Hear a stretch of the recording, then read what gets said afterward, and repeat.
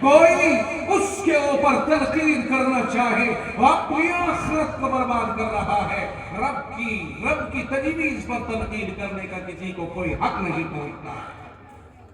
مرضی ہے اس کی شادی کرے یا نہ کرے، لیکن اللہ کی تجویز کے اوپر کسی کو کوئی حق نہیں پہنچتا ہے کہ وہ اپنے بھائی زنی کرے کہ دو تین. اب ہمارے یہاں یہ ہوتا ہے کہ اگر دوسری شادی کر دی اس عورت کے بچے نہ ہونے کی وجہ سے، تو یہ مرد بھی، یہ ہمارے بھائی بھی ایسی صورت اختیار کرتے ہیں کہ جس کے بچے نہیں ہوتے ہیں اس کی قدر ختم، اس کی طرف توجہ ختم. ادھر یہ آنے والی ہے، اس کی نظروں میں اس کو باندی بنا دیا جاتا ہے، نوکرانی سے زیادہ بدترین بنا دیا جاتا ہے. ادھر یہ ساس ہے، یہ رات دن اسے ٹارچر کرتی ہے. میرے بھائی، معاشرت کے اندر شریعت و سنت سے چیز ثابت نہیں ہے. یہ اللہ کے نظام کے ساتھ ٹکراؤ ہے اور خدا کی طاقت کا مقابلہ کرنا ہے. جس خدا نے پہلے ہی مضمون بنایا اور کہا آسمان ہمارا ہے، زمین بھی ہماری ہے، اس کے بیچ کی ساری چیزیں ہماری ہیں، فیصلے ہمارے ہیں، پیدا ہم کرتے ہیں، مارتے ہم ہیں. جس کو ہمیں لڑکے دینے ہوتے ہیں فیصلہ ہم کرتے ہیں، جسے نہیں دینا ہوتا کچھ بھی یہ فیصلہ ہمارا ہوتا ہے. یہ جہالت ہے ہماری کہ ہم پھر اس طرح سے دوغلی پالیسی اختیار کرتے ہیں. اس لیے میں چونکہ اس مناسبت سے مضمون لایا ہوں کہ ہماری مائیں بہنیں یہاں بیٹھی ہوئی ہیں، ہو سکتا ہے اس راجل دیسر میں کوئی ہماری بہن اس اتیاچار اور زیادتی کا شکار ہو رہی ہو. اب سنیں خوب اچھی طرح، یہ مرد بھی سنیں اور پیچھے بیٹھی پسے پردہ مائیں بہنیں اور ہمارے مستورات بھی سنیں کہ اس میں کسی کا کوئی دخل نہیں ہے. یہ فیصلہ خدا بندی ہے. شاید اسی میں کوئی بھلائی ہو. اگر ہم اس فیصلے پر راضی نہیں ہیں اور ہم نے کوئی دوسری شادی کی، تیسری شادی کی، اختیار ہے آپ کو، لیکن اس کا حق کم نہیں ہو سکتا ہے. حق کم نہیں ہو سکتا ہے. بچے اس کو پیدا ہو یا نہ ہو، 50 گرام حق کم نہیں ہو سکتا ہے. قرآن کریم میں حقوق اپنے اپنے رکھے گئے ہیں. اگر یہ مرد 1 ہفتہ، 2 ہفتے، 3 ہفتے یا 4 ہفتے باری تقسیم ہوگی، شریعت مطہرہ میں یہ ہے. مجھے بے حیائی کا کھانا مت دینا، شریعت کا ایک حکم بیان کر رہا ہوں. اگر کسی مرد نے 2 شادی کی ہے،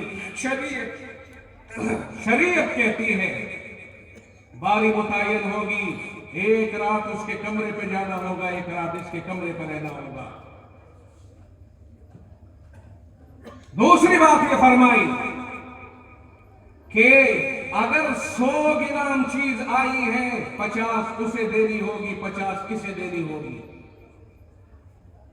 اور اگر حضرت تھانوی رحمۃ اللہ علیہ ہمارے بڑے بزرگوں میں گزرے ہیں، علامہ اشرف علی تھانوی، تھانہ بھون مظفر نگر اتر پردیش میں ایک شہر ہے، وہاں کے رہنے والے، دنیا میں جنہوں نے اپنا نام روشن کیا، 1500 کتابوں کو لکھنے والا اکیلا فرد گزرا ہے، جنہوں نے ہر طرح کی کتابیں لکھی ہیں امت کی رہنمائی کے لیے، ہر طرح کی کتابیں. اللہ نے انہیں اس طرح مقبول کیا تھا. ان کے یہاں 2 بیویاں تھیں، لیکن خدا کا ایسا کرنا کہ ایک بھی بچہ پیدا نہیں ہوا، ایک سے بھی بچہ پیدا نہیں ہوا. لیکن حضرت کا معمول یہ تھا کہ باقاعدہ ترازو رکھی ہوئی تھی، ترازو سے تول کر کے دونوں کے درمیان چیز تقسیم کرتے تھے. ایک مرید لے کر کے آ گیا 2 تربوز اپنے کھیت کے تھے، تول کے لایا، وزن کم نہیں کوئی سے کبھی، برابر پورے کھیت میں تلاش کرتا. وہ جانتا تھا کہ ہمارے شیخ، ہمارے پیر اتنے انصافور ہیں کہ پھر دیکھیں گے کہ وزن کم زیادہ ہوگا تو اس کو وہ کریں گے.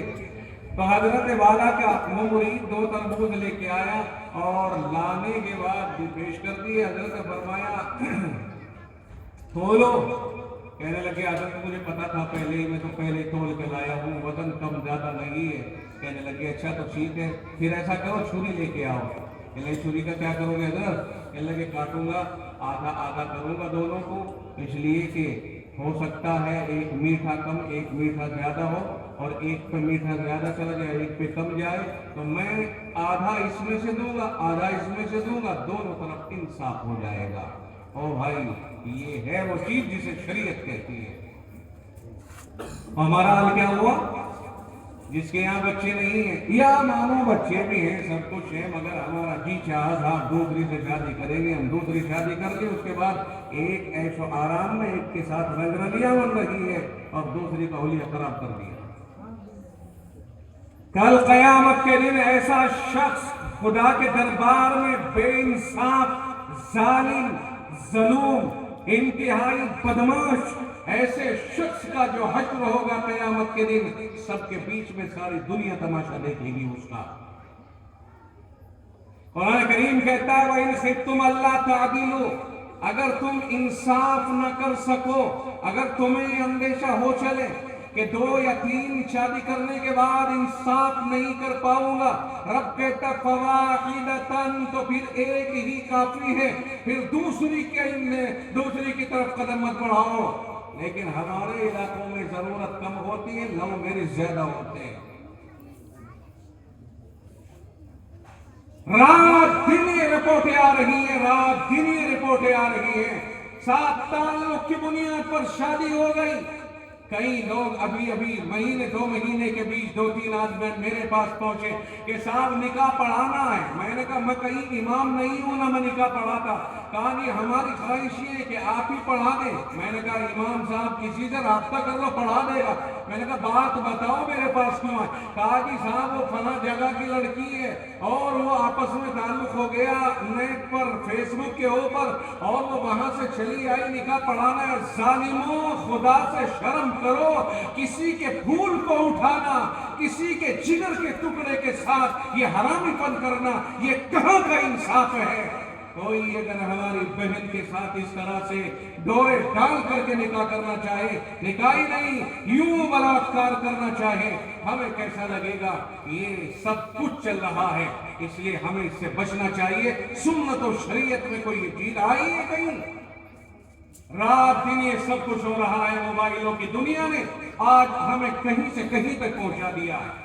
میں آج یہ کر رہا تھا کہ پیغمبر آخر الزمان صلی اللہ علیہ وسلم کی بعثت ایسے حالات میں ہو رہی ہے، سب سے آخر میں پیغمبر، سب سے بڑے درجے کے پیغمبر، سب پیغمبروں کے سردار، آخر کوئی تو وجہ ہوگی کہ اس وقت میں آپ کا انتخاب ہوا۔ تو بات سمجھ میں آ گئی کہ اس وقت میں دنیا کے پردے پر اتنی برائیاں کبھی نہیں ہوئی جتنی برائیاں محبوب کبریا صلی اللہ علیہ وسلم کے پیدا